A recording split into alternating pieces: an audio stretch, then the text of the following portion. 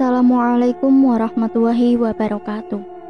Kembali lagi di cerita horor. Pada episode kali ini, saya akan membawakan sebuah cerita tentang Lembah Misteri Jamaah Tak Kasat Mata. Yang mana cerita ini diangkat dari tulisan Night Owl Story. Untuk teman-teman yang mau membaca triknya sudah ada di link deskripsi. Dan tanpa berbasa-basi lagi, langsung saja kita masuk ke ceritanya. Berjalannya waktu, semoga ini akan menjadi cerita utuh yang runut. Ini adalah cerita tentang semua kejadian horor di desaku. Sebuah desa subur di lembah yang asri, tapi menyimpan banyak misteri. Masih berpikir bagaimana dulu orang pertama membuat hutan dan tinggal di sini. Terletak di dasar lembah curam, nyaris tak ada jalan keluar. Dibatasi juga dengan sungai lahar Semeru yang sewaktu-waktu bisa membawa bencana besar. Tiap kali aku pulang dari rantau, butuh waktu 3-4 jam naik kendaraan umum dari pusat kota, hingga akhirnya aku sampai di rumah. Itu pun biasanya bapak selalu jemput di pertigaan kecamatan, karena tidak ada angkutan umum menuju ke desa. Setelah letih naik bus antar kabupaten, selalu kulihat senyum merekah bapakku. Bahagia anak pertamanya pulang. Kadang ditemani adik cowokku yang masih kelas 1 SD. Nanti aku ceritakan tentang dia di part lain. Tak mau berlama-lama, biasanya kita langsung naik motor menuju desaku. Dari titik ini masih cukup jauh, 17 km. Melewati beberapa desa dengan jalan berkelok-kelok hingga akhirnya sampai di penghujung pemukiman dan bertanda, "Selamat datang di desa kami." Ini dia, gerbang selamat datangnya. Namun kami belum benar-benar sampai di desa. Penanda itu terletak di atas gunung, dan desa kami masih terlihat kecil di lembah sana. Sangat indah pemandangan dari sini, tapi disinilah titik paling seram setiap kali mau pulang atau pergi dari desa. Kurang lebih seperti ini pemandangan dari atas. Indah kan? Tapi ini adalah dusun terdekat. Rumahku masih di balik bukit yang lain. Dulu, ketika aku masih SMA di kota, aku usahakan pulang lebih cepat naik motor sebulan sekali. Sebelum matahari gelap, pokoknya sudah harus sampai rumah. Dan suatu ketika, akhirnya aku telat pulang karena masih ada ekskul voli di sekolah. Dengan menaiki motor Astrea legenda pemberian bapak, aku kebutlah selesai pertandingan voli. Saat itu hari Jumat sudah pukul 4 sore. Itu berarti aku akan sampai rumah tepat pukul 6 habis maghrib. Berharap aku sampai lebih cepat, tapi karena letih sekali, akhirnya aku putuskan berhenti di tengah perjalanan. Aku beristirahat sekalian sholat asyar di masjid. Tidak mau berlama-lama, aku lanjutkan lagi perjalanan pulang. Waktu sudah menunjukkan pukul 5 sore. Hari sudah mulai senja dan perjalanan masih cukup jauh. Hingga terdengar suara azan maghrib, tapi aku juga belum melewati hutan itu. Akhirnya hari sudah gelap, dan aku berhenti di titik selamat datang. Jalanan sangat sepi waktu itu. Tidak terlihat ada kendaraan menuju desaku. Hingga ada seorang bapak menghampiriku. "Nak, mampir dulu ke rumah. Tidak baik maghrib-maghrib di luar sendirian." Aku jawablah dengan halus. "Tidak usah, Pak. Terima kasih banyak. Saya sedang menunggu kendaraan yang akan turun ke bawah. Tidak mungkin juga aku balik lebih malam. Orang rumah pasti sudah khawatir." Tak begitu lama akhirnya terlihat sorot lampu motor yang akan menuju desaku, dan aku bilang, "Bareng Pak ke bawahnya."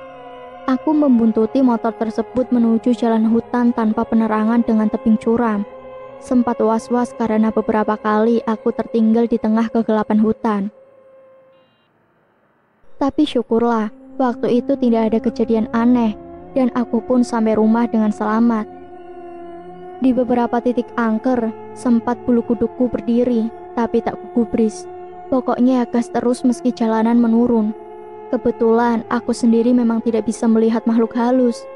Entah memang ditutup atau bagaimana. Tapi aku masih sangat peka dengan tempat-tempat yang ada penunggunya, baik jahat maupun baik.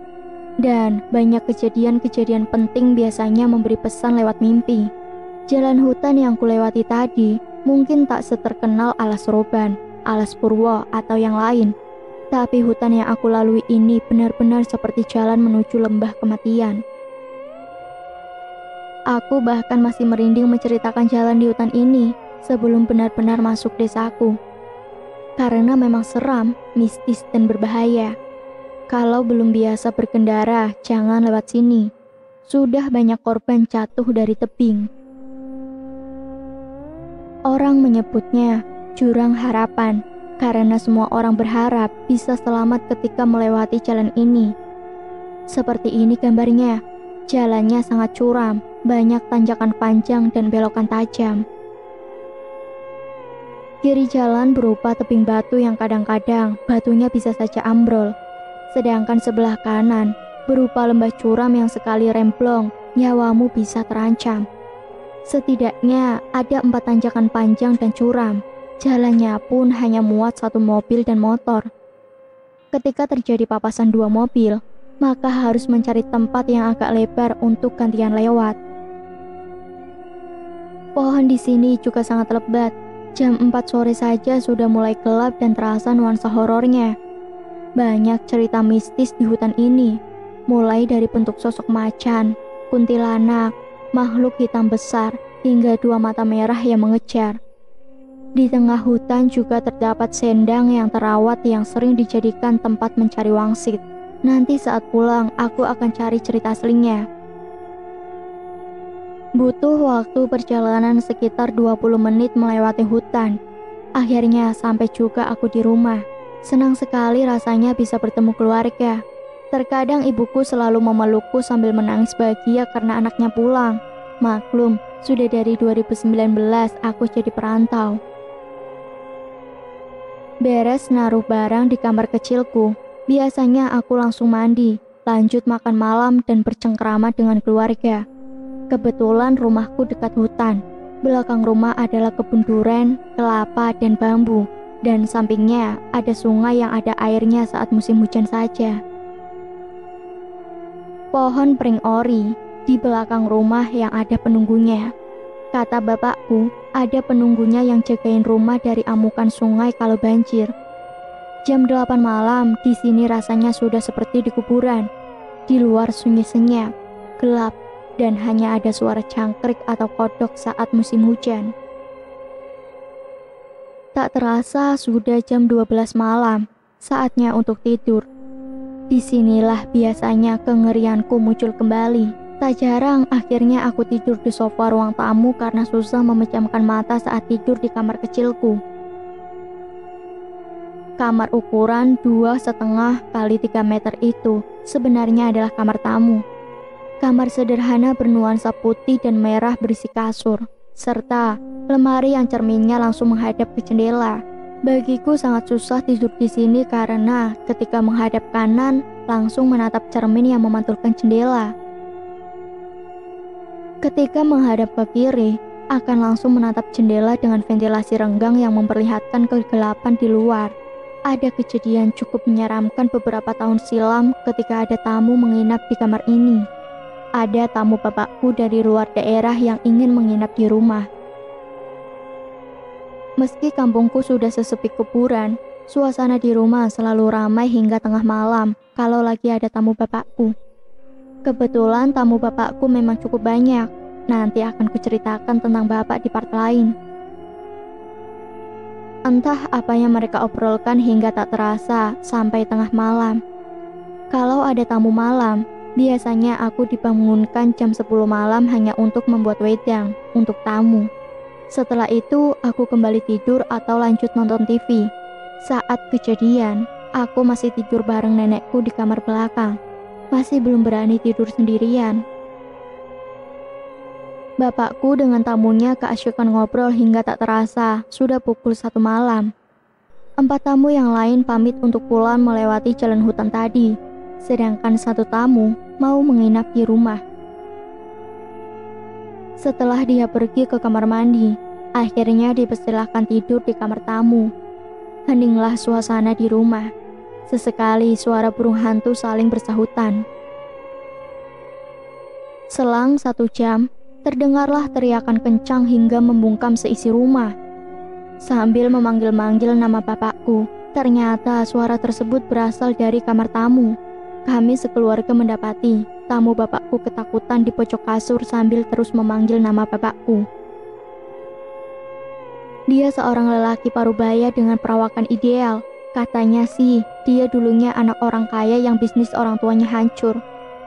Ibuku pergi ke dapur membuatkan teh hangat, sedangkan bapakku dia memegangi dia dan perlahan dia tenang.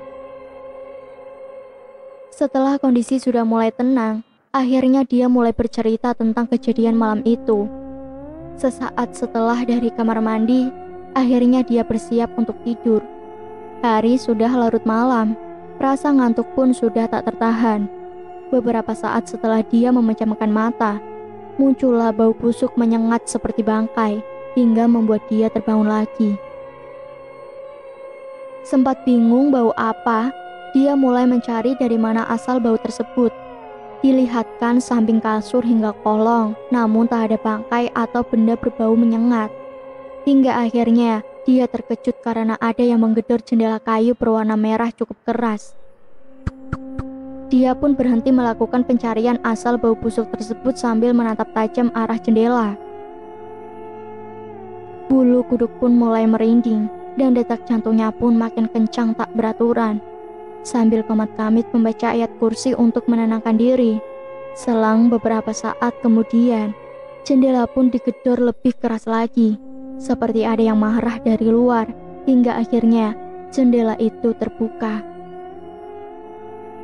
Dia hanya bisa diam terbelalak melihat sosok hitam besar bermata merah dari balik jendela. Gambaran sosok hitam besar bermata merah yang dia ceritakan. Dia bahkan tidak bisa bergerak atau mengucap doa ketika melihat makhluk itu. Makhluk itu menatap tajam dengan suara erangan seperti macan mau menerkam. Namun beberapa saat kemudian, makhluk itu menghilang dan tamu bapakku teriak sekuat-kuatnya hingga seisi rumah terbangun. Selesai bercerita kejadian malam itu, akhirnya bapakku mulai menginterogasi tamunya. Pertanyaan pertama yang muncul adalah, "Ada niat apa kamu kemari?" Sontak dia kaget menatap bapakku, bertanya-tanya kenapa bapakku menanyakan hal itu. Dan akhirnya bapak menyuruh kami sekeluarga kembali tidur dan dia tetap bersama tamunya di ruang tamu hingga pagi. Selang sehari kemudian, aku yang masih penasaran akhirnya bertanya ke bapakku, mengapa bapak bertanya begitu terhadap tamunya? Makhluk apa yang menemui dia? Bapakku dengan santainya bilang, itu makhluk yang jagain rumah. Kamu tidak usah takut. Mengapa bapak nanya begitu? Karena makhluk itu hanya akan muncul saat ada orang yang punya niat buruk datang ke rumah. Sejak kejadian itulah aku mulai tidak begitu berani tidur di kamar itu. Takut ada sosok muncul dari jendela saat tengah malam. Dan ketika ingat hal tersebut, akhirnya aku lebih memilih tidur di sofa ruang tamu. Bahkan biasanya aku minta tidur ditemani adik cowokku. Namun tanpa sadar, tiap dia terbangun tengah malam, pasti dia balik lagi ke kamarnya. Adikku satu ini memang agak berbeda dengan yang lain, tapi dia cukup dekat denganku, meski ketemu hanya 3-4 kali dalam setahun sejak dia lahir. Pukul 5 pagi, terdengar suara panggilan. "Riz, Haris, bangun, bangun sudah subuh." Ibuku biasa membangunkanku buat sholat subuh. Tidak perlu alarm lagi kalau di rumah, ibuku pasti membangunkanku tiap subuh. Beliau seorang Islam yang taat, sudah biasa bangun jam 3 buat sholat malam, dan jam 5 buat sholat subuh, lanjut masak untuk sarapan keluarga. Aku lihat di luar masih cukup gelap. Sambil menahan kantukku, aku paksakan ke kamar mandi buat kencing dan ambil air wudhu. Air dingin dari sumber pegunungan membasahi mukaku. Seketika rasa ngantuk pun hilang dan kuselesaikan wudhuku. Tak begitu lama, akhirnya aku selesai sholat subuh dan aku langsung keluar rumah menuju emperan depan. Di luar masih remang-remang dengan udara sejuk. Sesekali angin semilir sedikit membuatku kedinginan. Kulihat sekitar, hutan masih dipenuhi kabut pagi dan suara burung silih berganti. Aku renggangkan pinggang dan leherku. Sedikit pemanasan di pagi yang damai ini. Jauh dari suasana bising. Yang ada hanya suara burung hutan dan ayam kampung peliharaan ibuku. Matahari mulai terlihat jingga di ufuk timur. Pagi ini cuacanya cukup cerah. Aku benar-benar kangen dengan suasana rumah. Lanjutlah aku ke pekarangan belakang. Kulihat asap mengepul dari dapur dan ada kandang kambing tak jauh dari situ. Ternyata kambing bapakku sudah mulai banyak. Terakhir aku pulang ke rumah hanya 5 ekor. Sekarang sudah beranak menjadi 9 ekor. Tapi tujuanku kali ini bukan melihat kambing, melainkan ingin melihat pohon durian. Apakah ada buah yang jatuh atau tidak? Sudah 3 tahun ini durian di belakang rumah berbuah sepanjang tahun. Tak perlu lagi aku menginap di hutan menunggu durian jatuh seperti dulu. Sampai-sampai dihantui hantu durian saat menginap di kebun. Ternyata duriannya sudah gede-gede dan kucium ada wangi semerbak yang artinya ada yang sudah matang di pohon. Gak mau lama-lama, aku panjatlah pohonnya buat cari yang sudah matang. Ya ampun, ternyata jiwa anak kampungku tidak pernah hilang. Bergelantungan seperti monyet di pohon durian, seru juga. Ada 2 durian yang jatuh hari ini. Langsung saja aku lepas talinya dan aku bawa ke dapur. Kulihat ibuku sudah selesai masak di tungku kayunya. Ibuku masih suka masak pakai kayu bakar dibandingkan kompor gas. Karena dia bilang, rasa masakan dari tungku lebih enak. Benar juga sih, ini yang membuat aku selalu kangen dengan masakan rumah. Meski cuma nasi putih, sayur rebus, tempe, ikan asin dan sambal, rasanya sudah enak sekali. Beda banget dengan masakanku yang di kota. Ono loro bu sing ceblok. Di rumah aku biasa pakai bahasa Jawa. Jadi bakalan banyak percakapan dalam bahasa Jawa. Bugahan bapakmu, kondang sarapan terus ngulik ramban. Kebetulan hari ini munggahan puasa. Jadi bakalan banyak kegiatan mulai dari ziarah ke kuburan hingga acara munggahan dilanjut tarawih di musola. Kulihat jam dinding baru setengah 7 pagi. Tapi semua keluargaku sudah bangun dan siap-siap untuk sarapan. Hari ini, ibuku masak cukup spesial karena anak pertamanya pulang. Sayur pakis kesukaanku, sayur bayam dan daun pepaya rebus, tempe dan sambal pokak favoritku. Ya ampun, enak banget. Bagiku ini adalah menu terbaik yang bikin aku selalu kangen rumah. Pagi ini kami sarapan dengan lahap diiringi dengan langgam Jawa kesukaan bapakku. Aku ceritakan tentang keseharianku di Jakarta. Sesekali membahas adikku cewek yang sekolah di kota juga. Selesai sarapan, saatnya kita pesta durian. Jujur aku pengen nyobain durian yang aku ambil pagi-pagi ini. Langsunglah aku ambil pisau di dapur dan membelahnya. Karena baru saja jatuh, jadinya susah sekali kulitnya untuk dibuka. Dan tara, duriannya tebal dan legit sekali. Bapakku bilang punel rasanya, jadi pengen bawa ke Jakarta rasanya. Hari mulai siang, bapakku pergi ke hutan mencari makanan kambing. Aku tetap di rumah dan membantu ibuku merapikan beberapa kamar yang sudah berantakan. Acara bersih-bersih rumah sebelum Ramadan. Aku membersihkan bagian belakang dan ibuku membersihkan bagian depan dan halaman. Kali ini aku merapikan kamar gudang yang sudah seperti kapal pecah. Aku tahu kamar berukuran 2 kali 3 meter ini cukup spesial bagi bapakku. Makanya aku sangat hati-hati saat membersihkannya. Ku bersihkan pelan-pelan setiap sudutnya yang sudah ada sarang laba-laba. Ku bereskan juga sampah plastik yang berserakan. Ada juga sisa bunga kering, daun pandan dan daun pohon jarak layu di lantai. Kurapikan pelan-pelan agar tidak ada barang penting yang terbuang. Di kamar ini juga biasanya bapakku menyimpan benda pusakanya. Kulihat ada beberapa buah keris tanpa gagang. Sepertinya keris itu sudah cukup tua usianya. Ada juga bambu buntet dan juga bungkusan kain putih dan hitam yang aku tak tahu benda apa di dalamnya. Aku susun rapi beberapa botol minyak yang baunya cukup aneh. Setauku, ada beberapa minyak yang bisa digunakan untuk memanggil roh halus yang mungkin ada di salah satu botol tersebut. Kamar ini memang cukup mistis, apalagi saat malam hari, jarang sekali bapakku menyalakan lampunya. Bahkan adik cowokku paling gak mau masuk ke kamar ini. Mungkin dia tahu ada sosok lain yang menghuni.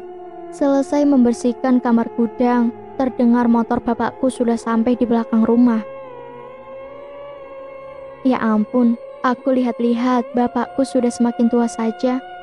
Beliau tingginya setelingaku, kulitnya sawo matang dan rambutnya putih panjang tak pernah dipotong. Banyak anak kecil takut sama dia pas pertama kali ketemu. Bapakmu wis teko, ndang adus. Terus nang keramatan sak durunge munggahan. Perintah ibuku ke aku. Aku bergegas mandi dan kulihat bapakku istirahat di teras belakang menunggu giliran mandi. Selesai bersiap-siap, akhirnya aku dan bapakku pergi berziarah ke pemakaman Kampung Baru. Jaraknya sekitar 3 km dari rumah melewati kebun dan persawahan hingga menyeberang sebuah jembatan gantung yang rapuh.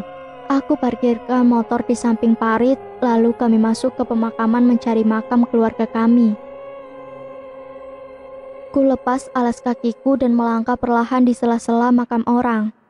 Dan tanpa sengaja, aku melihat satu makam yang cukup misterius dengan kain hitam menutupi nisannya. Aku terus berjalan mengikuti bapak sambil memandangi makam itu.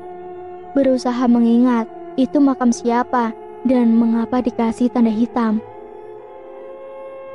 Akhirnya aku ingat, dulu saat aku kelas 6 SD, ada teror seram yang terjadi berbulan-bulan di sekitar SMP kampung kami. Satu sekolah kesurupan karena ada kuburan tua di area sekolah. Hingga akhirnya, kuburan itu dipindahkan oleh kiai ke pemakaman ini, dan teror itu pun hilang. Tak mau pikiranku terfokus dengan kuburan itu, aku bergegas menyusul bapak yang ternyata sudah sampai di makam orang tuanya. Dibersihkanlah rumput-rumput liar lalu kami menabur bunga yang sudah kami beli saat perjalanan ke sini. Kami mulai diam menghadap kiblat sambil memanjatkan doa untuk mereka. Semoga di bulan Ramadan ini semua dosa mereka diampuni olehnya. Selesai berdoa, bapakku mengajakku ke bagian makam lainnya yang ternyata makam orang tua angkatnya. Masih ingat, dulu kakek angkatku meninggal cukup tragis karena santet. Akan aku ceritakan di part santet di lain kesempatan. Selesai berdoa, aku lihat sekitar seperti ini sudah cukup sore. Matahari pun sudah tidak nampak di ujung barat karena tertutup perbukitan. Ku tengok jam tanganku ternyata sudah pukul 5 sore. Ayo pak balik, salat maghrib, mengko ketinggalan nang langgar. Ajakku ke bapak. Kami pun bergegas menuju motor. Sela kuburan demi sela kuburan kulewati, hingga aku bertemu lagi dengan kuburan nisan hitam itu. Sore ini, aku tidak ingin terlalu banyak memikirkan teror dari makam itu. Aku terus berjalan keluar makam meski terasa seperti ada yang melihat dari arah makam tersebut. Ku ambil alas kaki yang aku tinggalkan di luar, dan bersegera pulang menaiki motor. Beberapa saat kemudian, akhirnya kami sampai di rumah. Terdengarlah suara azan maghrib dari musola kampungku. Aku masih hafal, suara itu adalah suara Pak Samin. Beliau yang biasa azan sejak aku masih belajar mengaji dulu. Aku bergegas masuk rumah dan segera memakai sarung untuk munggahan di musola. Aku membawa makanan yang sudah disiapkan ibu untuk dibagi dan kali ini, aku mau jalan kaki menuju sana. Jarak musola dengan rumahku sekitar 250 meteran. Meski jalannya agak gelap, setidaknya sekarang sudah sedikit lebih banyak rumah warga, sehingga tak perlu takut lagi. Beda saat waktu aku masih SD yang rumahnya jarang dan listrik pun masih minim. Kususuri jalan setapak sambil menyalakan HP untuk penerangan. Takut menginjak sesuatu yang berbahaya atau genangan air. Aku terus berjalan santai. Ternyata warga yang lain pun juga baru berangkat dan berpapasan di jalan. Riz, kapan mulai? Cek, tas ketok loh, tanya seorang warga. Tas teko wingi bengi cak, ben iso poso nang omah, sahutku sambil senyum. Kami pun jalan bersama menuju musola dan terdengar suara kentongan kayu musola untuk memanggil warga. Hampir semua warga datang dan memakai sarung. Sudah menjadi tradisi di kami kalau ke tempat ibadah selalu memakai sarung. Akhirnya sampai juga di musola kebanggaan kami. Bentuk luarnya masih sama seperti yang dulu. Musola joglo khas Jawa dengan kentongan kayu di depannya. Aku lepaskan alas kaki dan masuk sekalian menaruh makanan di tengah. Tak lupa salaman dengan sesepuh kampungku yang sudah hadir terlebih dahulu. Aku ingat namanya Pak Sarimo. Aku perhatikan isi dalam musola. Ternyata masih persis saat aku mengaji di sini dulu. Lantai semen tua yang sudah retak-retak dan ambles di bagian tengah. Karpet dan tirai hijau pemisah soft. Bahkan bangku tempat mengaji dan papan tulis kapur masih terpasang di bagian samping. Oke, kita kembali ke 15 tahun yang lalu saat aku kelas 4 SD. Seperti biasa, pukul 3 sore aku sudah siap-siap untuk mengaji. Hari ini pelajarannya tajwid, dan aku sudah hafal dengan semua hafalannya. Aku kemasi bukuku dan obor bambu untuk penerangan nanti saat pulang. Maklum, waktu itu belum ada lampu jalan, dan kebanyakan jalan kami masih berupa kebun kayu, jadi akan sangat gelap di malam hari. Tak lama kemudian, temanku menghampiri rumahku untuk segera berangkat. Bergegaslah kami buru-buru ke musola karena kami sudah telat. Kurang lebih masih seperti itu, kondisi jalan dan lingkungan sekitar. Apalagi guru tajwidku cukup galak, sebut saja Cak Tomo. Kalau kita telat, bisa-bisa saat belajar ngaji kita disuruh berdiri satu kaki sambil cewer telinga. Sudah beberapa kali aku kena hukuman. Larilah kita, dan dalam hitungan menit sudah sampai di musola. Sambil ngos-ngosan kami buru-buru masuk. Dan ternyata teman yang lain malah sibuk bermain. Cak Tomondi? Tanyaku sambil ngos-ngosan sekaligus lega, belum ada gurunya. Si Nur pun menjawab, gak ngulang wonge, jarene ono kepentingan. Tapi awake dhewe dikongkon dek kene sampai isya koyok biasane. Tentunya kami senang dong, sore ini tidak perlu mengaji. Aku taruh tasku di pojokan dan bergegas bareng Adi, Doi dan Alvan keluar musola. Kami mau main nekeran di halaman musola. Sedangkan anak cewek, Nur, Ilut dan Siti masih asyik main bola bekel di halaman musola. Bosen nekeran terus.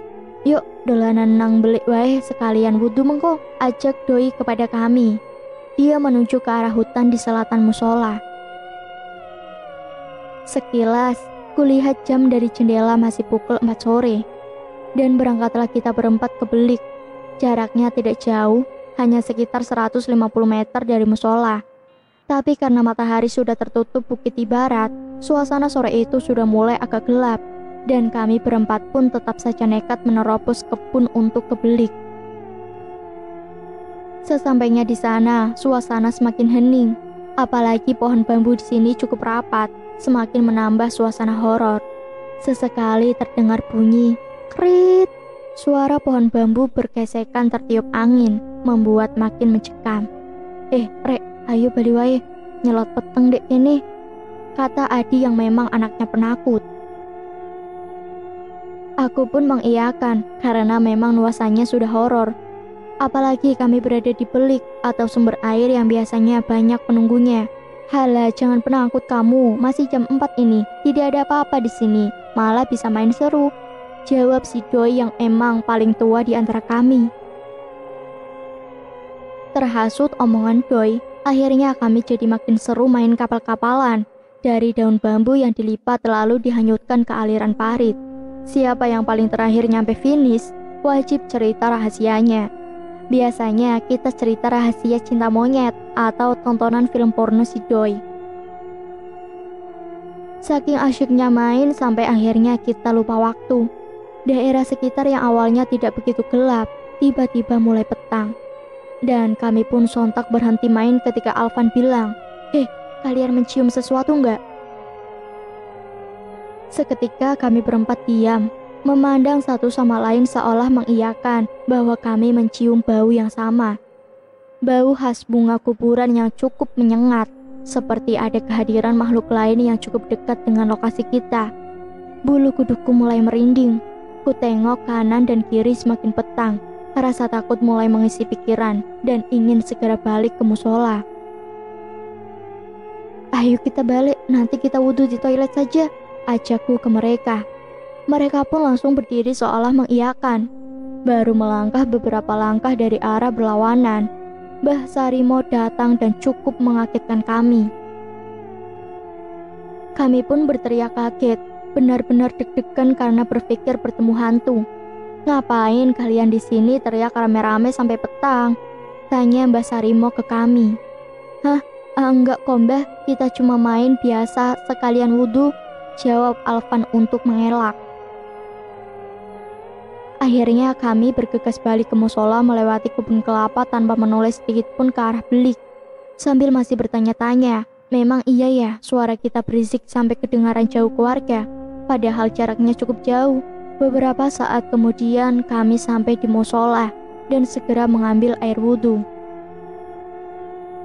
Hari ini jatahnya Adi untuk azan.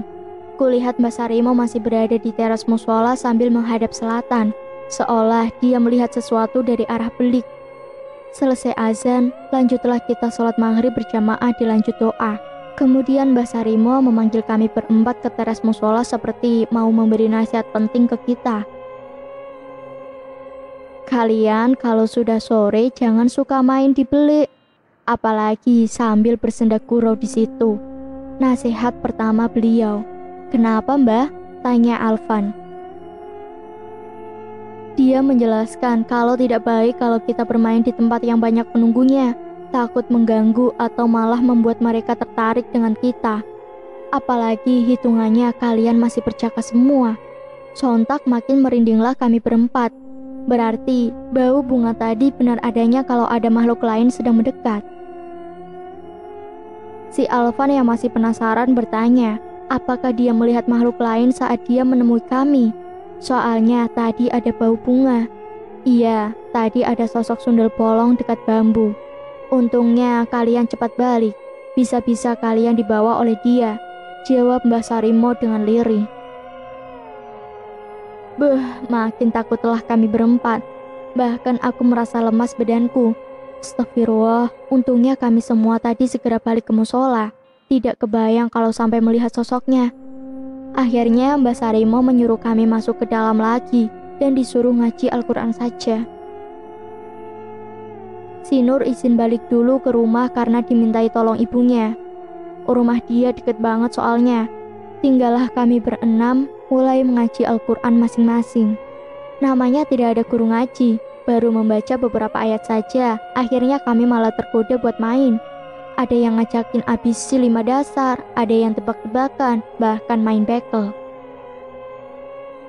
Dan suasana musola pun jadi ramai dengan suara kami. Hingga Ilut berteriak, ada tokek jatuh nempel di mukenaku. Dia pun teriak ketakutan. Kami pun juga sampai naik semua ke bangku buat belajar mengaji supaya terhindar dari tokek. Suara kami makin riuh karena tokeknya lari ke lantai. Terdengar suara erangan cukup keras dari depan musola. Seolah suara marah meminta kami tidak berisik. Suaranya mirip dengan suara erangan hantu di film. Kami berenam akhirnya diam dan melihat ke teras musola. Terlihat samar-samar ada bayangan hitam besar dan tinggi. Namun, dalam hitungan beberapa detik menghilang. Kami pun mulai saling memandang dan memastikan apa tadi yang dilihat di depan. Sudah, kita tidak usah berisik, diam saja, sebentar lagi Isya dan segera kita balik ke rumah, ucap Siti seolah menenangkan kita. Padahal aku sendiri masih gemetar gara-gara ada tokek besar tadi, ditambah suara erangan dan bayangan hitam di luar musola. Benar-benar malam itu cukup mencekam. Rasanya menunggu waktu Isya cukup lama, belum habis sampai di situ. Setelah melihat sosok tadi, akhirnya kami berenam duduk berdekatan dekat papan. Selang beberapa menit kejadian janggal mulai terjadi lagi. Ini benar-benar di luar nalar kami saat itu. "Hei, kalian denger nggak?" tanya Alvan. Kami pun berlima bilang, "Iya, mendengar juga. Ada suara gemuruh, meski pelan, tapi perlahan-lahan seolah mendekat ke musola." Ada gempa cukup kencang ternyata kami rasakan di musola. Kami pun berteriak kencang dan berhamburan keluar musola menuju rumah terdekat, yaitu rumah Mbah Sarimo. Kami semua lari kencang, tidak ada yang memakai sandal lewat halaman rumah Mbah Sarimo yang gelap. "Ada gempa, Mbah," ucap kami bersamaan sambil ngos-ngosan. Di situ kulihat ada Mbah Sarimo dan istri, Pak Samin dan anaknya. Aku lihat muka mereka kebingungan dengan perkataan kami. "Gempa opo? Orang gak ada gempa," tandas mereka kepada kami. Kami pun tetap menjelaskan kalau barusan ada gempa cukup besar terasa di musola. Sampai-sampai kami lari tanpa alas kaki. Tidak mungkin tidak terasa juga di rumah warga, karena kami merasakan guncangan kuat saat di dalam. Melihat raut muka kami yang bingung dan ketakutan, akhirnya istri Mbah Sarimo menawarkan minum agar kami lekas tenang. "Minum dulu biar tenang, terus ceritalah." Sedikit mulai tenang, akhirnya Mbah Sarimo mulai bertutur. "Sepertinya jamaah yang lain di musola terganggu dengan kalian. Sejak sore sudah berisik mulai dari belik air sampai di musola. Ingat, yang ibadah di musola itu bukan hanya kita yang berwujud manusia. Coba nanti tanya Pak Samin." Pak Samin sendiri merupakan warga dekat musola yang biasa azan maghrib, isya dan subuh. Dia juga yang mematikan lampu musola setiap malamnya dan menyalakan lagi ketika waktu sholat subuh. Akhirnya dia mulai cerita kalau memang benar jamaah yang ibadah di musola ini bukan hanya warga kampung kami, tetapi juga mereka yang tak kasat mata. Suatu ketika saat malam pukul 11, dia kelupaan mematikan lampu musola. Melihat lampu musola masih menyala, akhirnya dia bergegas keluar rumah menuju musola untuk mematikannya. Meski kondisi di luar sudah sunyi senyap, dia mulai melangkah ke musola. Tidak ada yang janggal waktu itu, hingga akhirnya dia mematikan lampu. Pas balik badan, dilihatnya sosok manusia berbaju putih sedang duduk di musola seperti sedang berzikir. Melihat tidak ada siapa-siapa, akhirnya dimatikan kembali lampunya. Dan kali ini, ketika dia berbalik setelah menutup pintu, dilihatlah sosok hitam tinggi tepat di halaman musola. Dia cukup kaget dan merinding, namun setelah membaca ayat kursi, sosok tersebut menghilang. Dan segeralah Pak Samin kembali tidur ke rumahnya. Pak Samin sendiri juga bercerita kalau sudah biasa dia melihat pas tengah malam lampu musola nyala sendiri. Dia melihat dari jendelanya, tidak ada orang di dalam musola. Namun ketika dia mau azan subuh, pasti lampunya sudah dimatikan kembali. Mbah Sarimo pun membenarkan hal tersebut. Mereka itu baik, tidak mengganggu. Dulunya mereka adalah petapa yang ada di hutan selatan kampung kami. Namun setelah sekian lama bertapa, akhirnya mereka murca. Raga mereka hancur bersama alam, tetapi ruhnya masih ada. Karena musola ini dulunya tempat awal-awal penyebaran Islam di sini, jadinya mereka sering kembali ke sini. Itu makanya kalian yang mengaji jangan suka bersenda gurau berlebihan di musola. Mendengar cerita tersebut, kami berenam malah semakin merinding dan takut untuk balik ke musola, sedangkan sandal kami masih di sana semua. Hingga akhirnya Pak Samin mengajak kami untuk sholat isya. Saking sudah takutnya, selepas isya kami semua minta diantarkan pulang sampai ke rumah masing-masing. Hari ini Pak Saminlah yang mengantar sampai halaman rumahku. Sekian dan terima kasih. Cukup sampai di sini cerita horor hari ini. Nantikan untuk cerita-cerita lainnya. Tetap stay tune di cerita horor. Banyak sekali pesan moral yang dapat kita ambil dari cerita-cerita ini. Tingkatkan yang baik, hilangkan yang buruk. Wassalamualaikum warahmatullahi wabarakatuh.